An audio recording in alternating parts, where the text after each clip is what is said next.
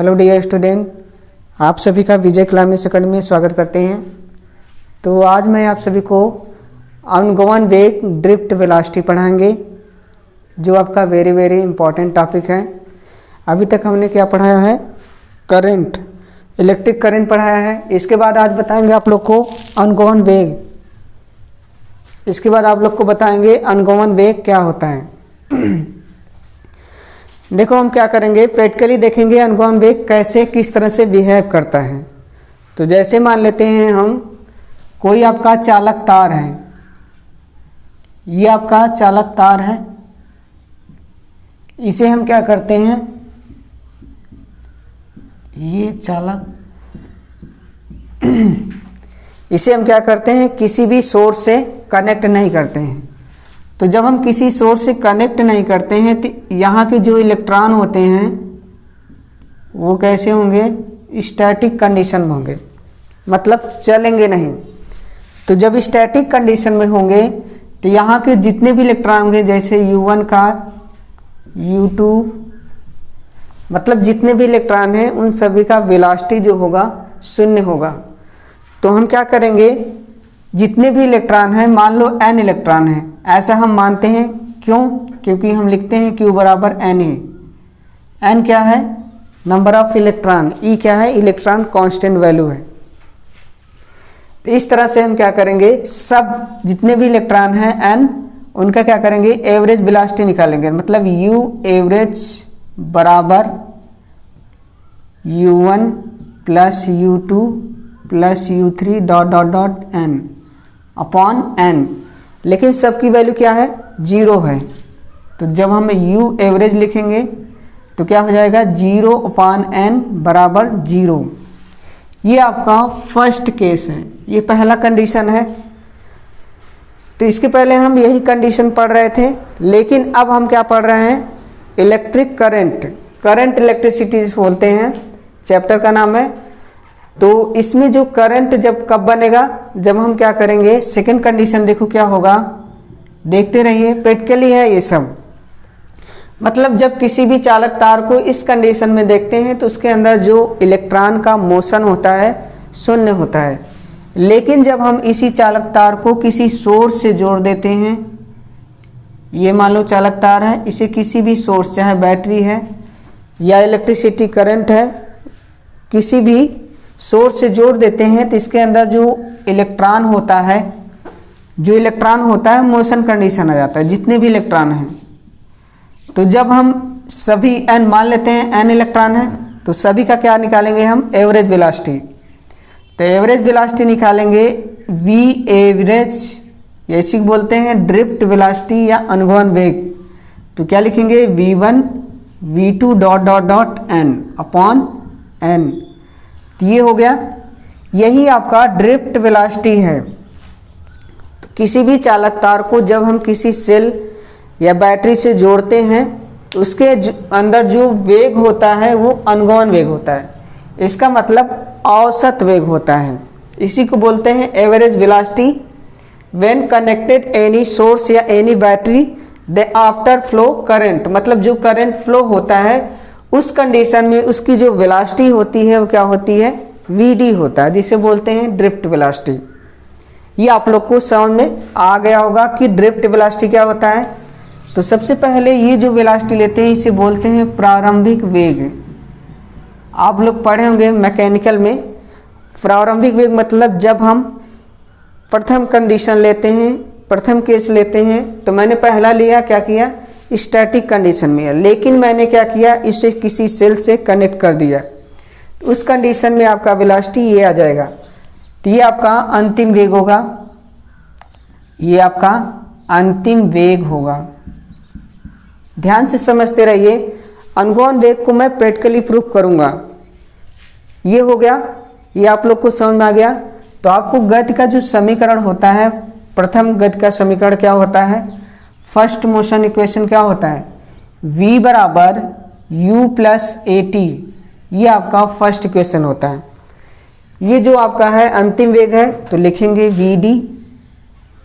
प्रारंभिक वेग आपका 0 आ रहा है, ये देखिए, तो यहाँ रख देंगे, क्या हो जाएगा, 0 प्लस A इंटू टी। तो Vd बराबर क्या आ जाएगा आपका A इंटू टी। अब यहाँ हम डिसाइड करेंगे A और T का मान क्या होता है। A और T का मान का मतलब होता है जब आपका इलेक्ट्रॉन कहीं से भी डिस्प्लेस होता है, मतलब विस्थापित होता है, तो वहाँ प्लस बनाता है, फिर जहाँ जाता है इलेक्ट्रॉन वहाँ माइनस बनाता है। ये इस तरह से बिहेव करेगा। तो जो आपका पिछला वाला इलेक्ट्रॉन पीछे वाला है वो जस्ट इसकी तरफ क्या होगा, आकर्षित होगा। तो जब आकर्षित होगा तो इसकी स्पीड कितनी होगी, 10 पावर 5 मीटर पर सेकेंड होती है। लेकिन टकराने के बाद इसकी स्पीड कम हो जाती है, जिसे बोलते हैं अपोज करना। इसे बोलते हैं अपोज करना। इसी को हम क्या कहते हैं, प्रतिरोध, रेजिस्टेंस। इसके बाद हम आप लोग को रेजिस्टेंस ही बताएंगे, वेरी वेरी इंपॉर्टेंट है। तो सबसे पहले आप लोग को हम बताएंगे अनुगमन वेग का इक्वेशन क्या होता है। तो जब देखो, जब ये इलेक्ट्रॉन यहाँ से यहाँ आता है तो टाइम टाउ लगता है, जिसे बोलते हैं श्रांति काल। इसे बोलते हैं रिलैक्सेशन टाइम। इसका मतलब टकराने से पहले जो टाइम होता है उसे बोलते हैं श्रांति काल, टाउ। तो इस तरह से कई सारे इलेक्ट्रॉन होंगे तो टाउ एवरेज निकाल लेंगे। तो क्या लिखेंगे, tau 1 plus tau 2 dot dot dot n upon n। इसे बोलते हैं श्रांति काल। किस कंडीशन में, जितने भी इलेक्ट्रॉन हैं उन सभी का एवरेज निकाल लेंगे, इसी को बोलते हैं श्रांति काल। तो यहाँ एक और बढ़ गया, a इंटू टाउ एवरेज लिखेंगे। अब यहाँ वेरी वेरी इंपॉर्टेंट है कि जब इलेक्ट्रॉन चलता है, इसका मतलब यहाँ प्लस यहाँ माइनस बनेगा। ये हायर पोटेंशियल है, ये लोअर है। इस कंडीशन में इलेक्ट्रिक फील्ड बनेगा।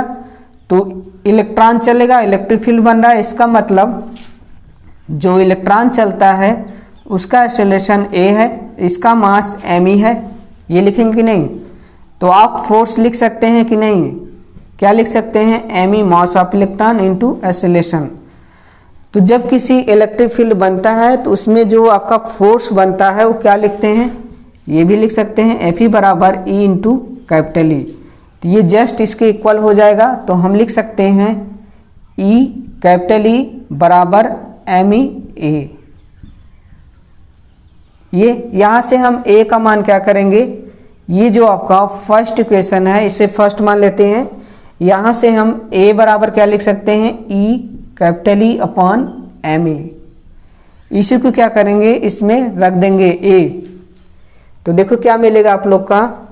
तो हम लिखेंगे VD बराबर A का मान रख देंगे यहाँ पे E capital E upon ME into tau average. ये आपका ड्रिफ्ट वेलोसिटी है, इसी को बोलते हैं अनुगमन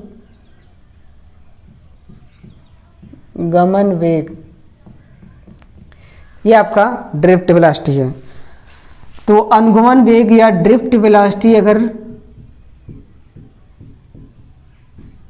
पूछेंगे तो ये इस तरह आपको डेफिनेशन या कोई भी प्रूफ करना है, आपको इस तरह से दिखाना है कि ड्रिफ्ट वेलोसिटी क्या होता है, किस तरह से बनता है। तो ड्रिफ्ट वेलोसिटी देखो ये आ गया, एक लाइन का है। मैंने इसको क्या किया, प्रैक्टिकली इसको समझा दिया। ये जो होता है बुक में क्या करता है, डायरेक्ट फार्मूला लिख देता है, लेकिन उसको किसी भी प्रकार को समझाता नहीं। मतलब जो मैंने केस बनाया है, कंडीशन बनाया है, देखो किस तरह से दिखाया है कि ड्रिफ्ट वेलोसिटी बनता कैसे है, और उसका जो रिलेशन होता है इस टाइप का, मतलब इलेक्ट्रिक फील्ड या इलेक्ट्रॉन या जो आपका श्रांति काल है उसका जो रिलेशन होता है वो किस तरह से हम निकालते हैं, उसको मैंने क्या किया, एक लाइन में डेराइव कर दिया। ये आपका अनुगमन वेग हो गया। इसके बाद हम आप लोग को पढ़ाएंगे कि रेजिस्टेंस क्या होता है, या जो आपका कंडक्टर ये चालक तार होता है इसके अंदर करंट कैसे फ्लो होता है, कितनी वैल्यू होती है करंट की। तो आप इसको नोट कर लीजिए। इसके बाद आप लोग को बताएंगे करंट किसी भी चालक तार में कितना बनता है। तो इस अनुगमन वेग को आप लोग को समझ में आ गया होगा कि किस तरह से हम अनुगमन वेग को देखते हैं और किस तरह से बनता है किसी भी चालक तार में। तो चालक तार में अनुगमन वेग कैसे बनता है, जब किसी भी सोर्स सेल या किसी भी सोर्स, मतलब कि हम हायर और लोअर पोटेंशियल लगा देते हैं तो इसके अंदर जो फ्री इलेक्ट्रॉन होते हैं वो मोशन कंडीशन में आ जाते हैं। तो जब मोशन कंडीशन में आ जाते हैं तो उनके अंदर वेलोसिटी आती है, जो वेलोसिटी इसके अंदर आती है उसे बोलते हैं drift velocity, that is called ongoing वेग। तो आप लोग को समझ में आ गया होगा।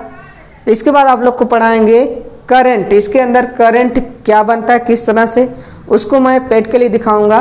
किसी भी चालक तार में करंट कैसे बनता है, फिर करंट फ्लो होता है तो उसके अंदर प्रतिरोध कैसे बनता है, तो इसको नोट कर लीजिए।